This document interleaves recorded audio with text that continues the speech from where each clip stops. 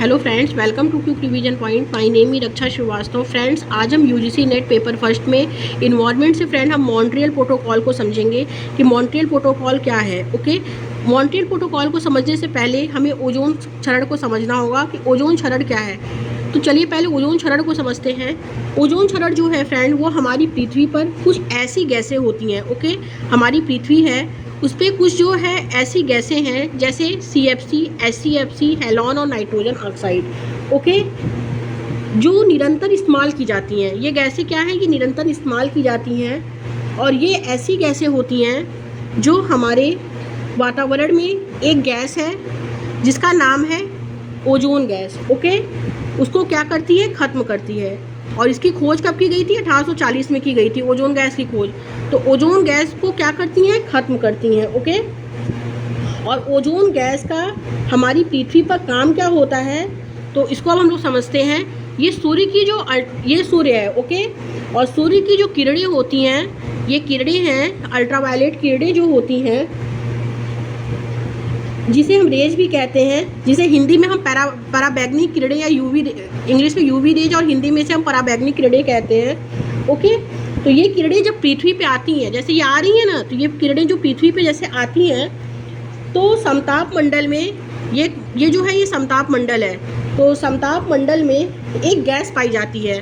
समताप मंडल में एक गैस पाई जाती है और जिसे हम क्या कहते हैं? ओजोन गैस कहते हैं। ये ओजोन गैस कहते हैं कि सूर्य की किरणें जो होती हैं, पराबैंगनी किरणें, जब हमारी पृथ्वी पे आती हैं समताप मंडल में, तो समताप मंडल में गैस पाई जाती है जिसे हम क्या कहते हैं? ओजोन गैस कहते हैं।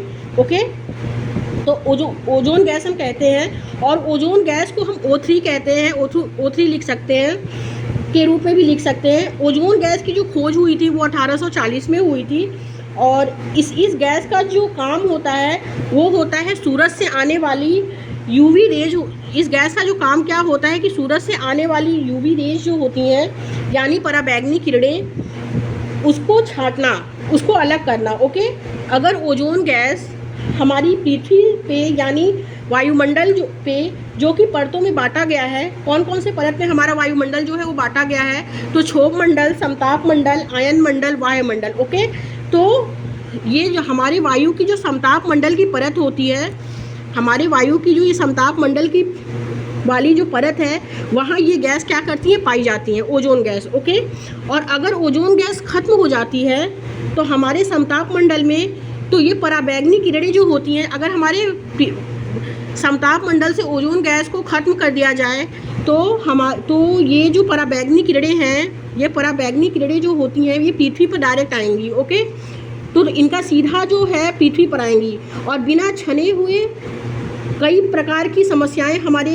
जो हैं, मतलब जब ये पराबैंगनी किरणें जब पृथ्वी पे आएंगी, डायरेक्ट पृथ्वी पे आएंगी, तो इस कारण जो है ओजोन गैस जो है कि बिना छने हुए कई प्रकार की समस्याएं हमारी समक्ष होंगी।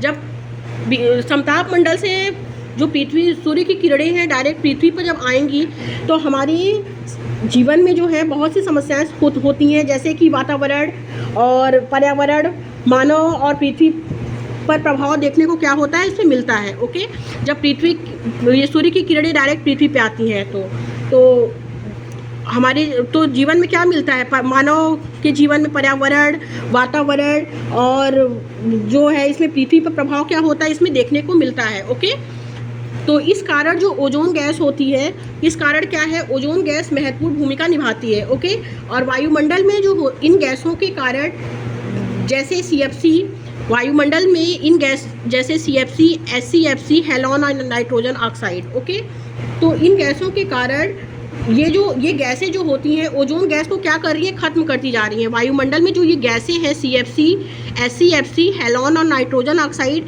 ये गैसें जो है ये हमारे ओजोन गैस को क्या कर रही हैं? ख़त्म करती जा रही हैं। ओके, क्यों, कैसे ख़त्म कर रही हैं गैसों को? जिसके कारण जो बीच में ये गैप बन रहा है ना, ये जो बीच में गैप बन रहा है, जिसके कारण, तो जिसके कारण ये बीच में जो गैप बन रहा है, तो ये पराबैंगनी किरणें जो ऊपर से गिर रही हैं सूर्य से, तो हमारी पृथ्वी पर सीधा आ रही हैं, जिसके कारण हमें कई प्रकार की जो है समस्याओं का क्या करना पड़ रहा है? सामना करना पड़ रहा है। और इन्हीं गैसों को रोकने के लिए जो ओजोन के क्षरण के लिए जो बनाया गया था वो मॉन्ट्रियल प्रोटोकॉल बनाया गया था। ओके, इन्हीं गैसों को रोकने के लिए जो बनाया गया था वो मॉन्ट्रियल प्रोटोकॉल बनाया गया था। ओके, तो मॉन्ट्रियल प्रोटोकॉल क्या है? मॉन्ट्रियल प्रोटोकॉल जो है वो एक प्रकार की अंतर्राष्ट्रीय संधि है जिसे ओजोन परत क्षरण हेतु जिम्मेदार पदार्थों के उत्पादन उपभोग में कमी लाने हेतु क्या किया जाता है, इसे तैयार किया गया था। ओके, और इसको जो अपनाया गया था वो 16 सितंबर 1987 को अपनाया गया था और लागू किया गया था 1 जनवरी 1989 को। वेरी इंपॉर्टेंट है कि मॉन्ट्रियल प्रोटोकॉल को कब अपनाया गया था, तो 16 सितंबर 1987 को अपनाया गया था और इसी दिन ओजोन दिवस भी मनाया जाता है। ये भी वेरी इंपॉर्टेंट है कि ओजोन दिवस कब मनाया जाता है, तो 16 सितंबर 1987 को। ओके, इसी दिन मनाया जाता है जिस दिन मॉन्ट्रियल प्रोटोकॉल जो है अपनाया गया। ओके, और लागू किया गया था 1 जनवरी 1989 को और भारत ने इस पर हस्ताक्षर जो किया था वो 1992 में किया था।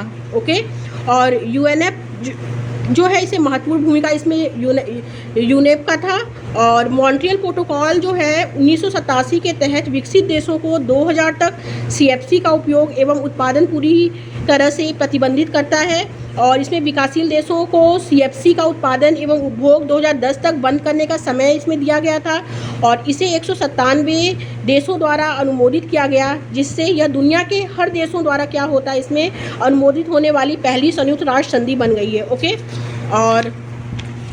और इसमें एक पॉइंट है कि बहुपक्षीय कोष होते हैं, तो मॉन्ट्रियल प्रोटोकॉल के कार्यवाहन के लिए बहुपक्षीय कोष की स्थापना जो हुई थी 1991 में विकासशील देशों को प्रोटोकॉल के प्रावधान का अनुपालन करने में मदद करने के लिए की गई थी। तो वेरी इंपॉर्टेंट है कि पूछता है कि मॉन्ट्रियल प्रोटोकॉल के कार्यवाहन के लिए बहुपक्षीय कोष की स्थापना विकासशील देशों में प्रोटोकॉल के प्रावधान का अनुपालन या मदद करने के लिए कब की गई थी, तो 1991 में की गई थी। ओके, तो 1991 में की गई थी। ओके, तो मॉन्ट्रियल प्रोटोकॉल को समझने से पहले ओजोन को हम लोग समझे कि ओजोन कि हमारी पृथ्वी पर कुछ गैसें होती हैं, जो गैसें हैं CFC, SCFC, halon, nitrogen oxide. Okay, तो ये जो गैसें होती हैं, जो हमारे वातावरण में एक गैस है जो होती है जिसका नाम है ओजोन, उसको क्या कर रही है, खत्म कर रही है। ओके, ओजोन गैस को क्या कर रही है, खत्म कर रही है। और ओजोन गैस का हमारी पृथ्वी पर काम क्या है, तो वो उसका काम जो है वो सूर्य की जो किरणें होती हैं जिसे हम पराबैंगनी किरणें कहते हैं या